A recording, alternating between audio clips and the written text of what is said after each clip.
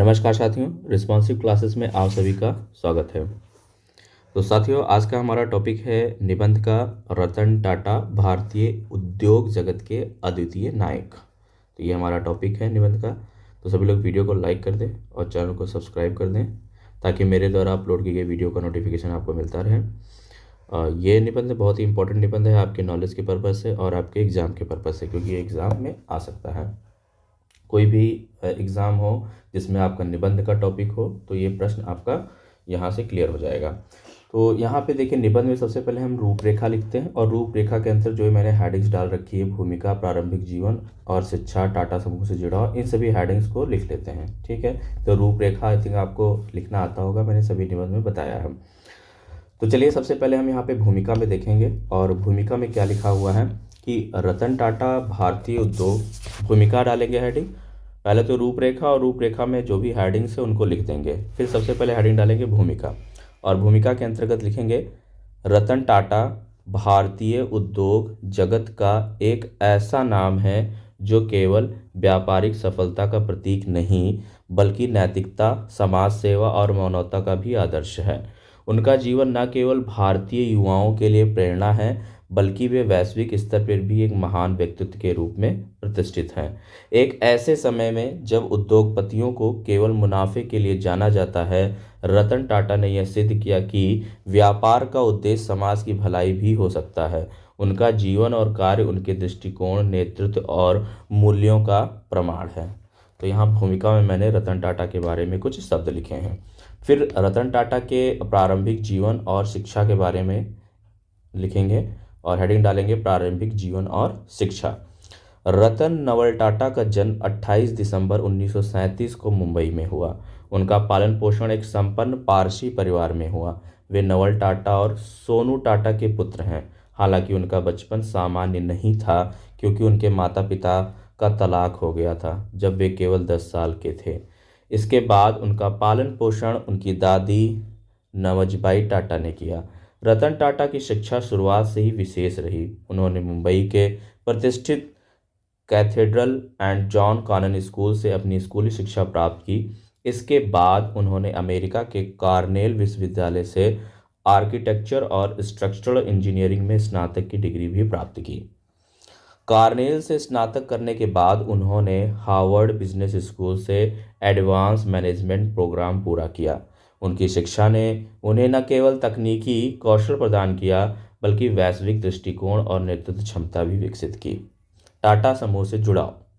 रतन टाटा ने 1962 में टाटा समूह के साथ अपना कैरियर शुरू किया। सबसे पहले उन्होंने टाटा स्टील के साथ जमीन से जुड़े कार्यों में भाग लिया। उन्होंने खदानों में काम किया और मजदूरों के साथ रहकर उनकी समस्याओं को समझा। यह अनुभव उनके नेतृत्व और कौशल के विकास में महत्वपूर्ण साबित हुआ।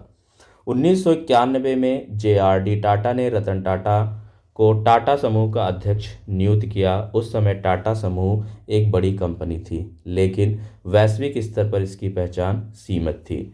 रतन टाटा ने केवल कंपनी की संरचना को आधुनिक बनाया, बल्कि इसे वैश्विक मंच पर एक महत्वपूर्ण स्थान भी दिलाया।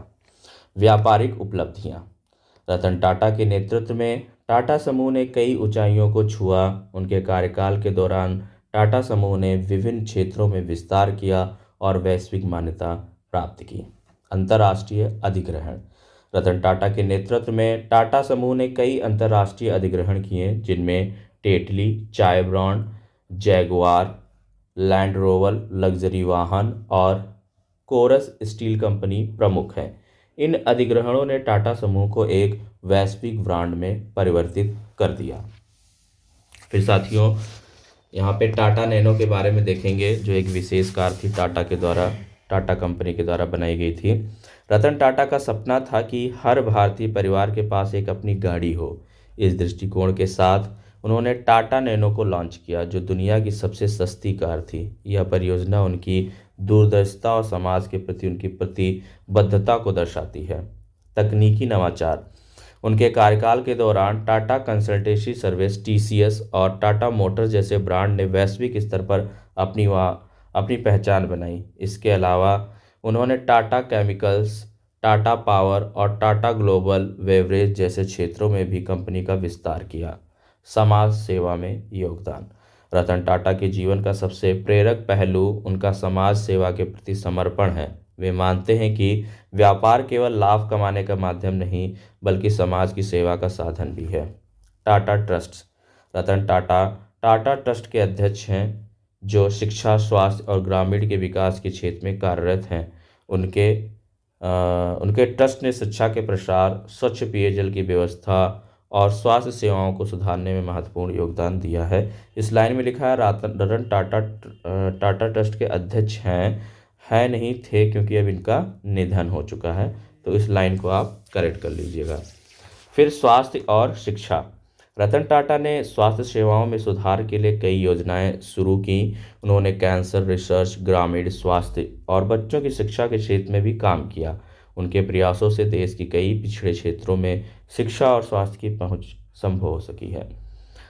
प्रेरणादायक नेतृत्व। रतन टाटा का नेतृत्व एक आदर्श उदाहरण है। वे न केवल अपने कर्मचारियों के लिए एक प्रेरणा हैं, बल्कि उन्होंने यह भी दिखाया कि सच्चा नेतृत्व केवल आदेश देना नहीं बल्कि अपने लोगों के साथ काम करना है। फिर यहाँ पे अगली हेडिंग है मुंबई आतंकवादी हमले में योगदान। 2008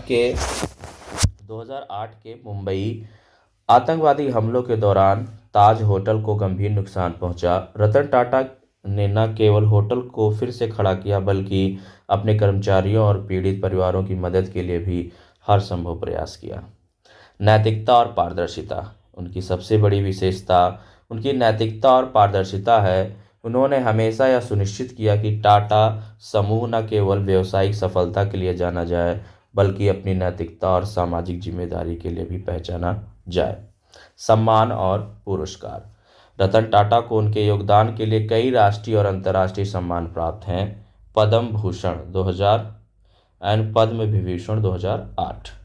कई प्रतिष्ठित विश्वविद्यालयों से मानद उपाधियां भी इन्होंने प्राप्त की। वैश्विक स्तर पर उनके नेतृत्व और समाज सेवा के लिए सम्मानित किया गया। रतन टाटा की प्रेरणा।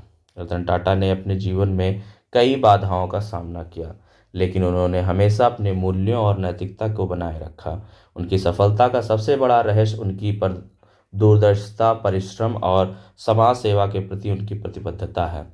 रतन टाटा और युवा पीढ़ी। रतन टाटा आज की युवा पीढ़ी के लिए एक प्रेरणा स्रोत है। उनका जीवन यह सिखाता है कि सफलता का अर्थ केवल धन कमाना नहीं बल्कि समाज के हर वर्ग को जीवन को बेहतर बनाना भी है। वे हमेशा युवाओं को नई सोच और नवाचार के लिए प्रोत्साहित करते हैं। अंततः निष्कर्ष में लिखेंगे, रतन टाटा का जीवन एक प्रेरणादायक गाथा है।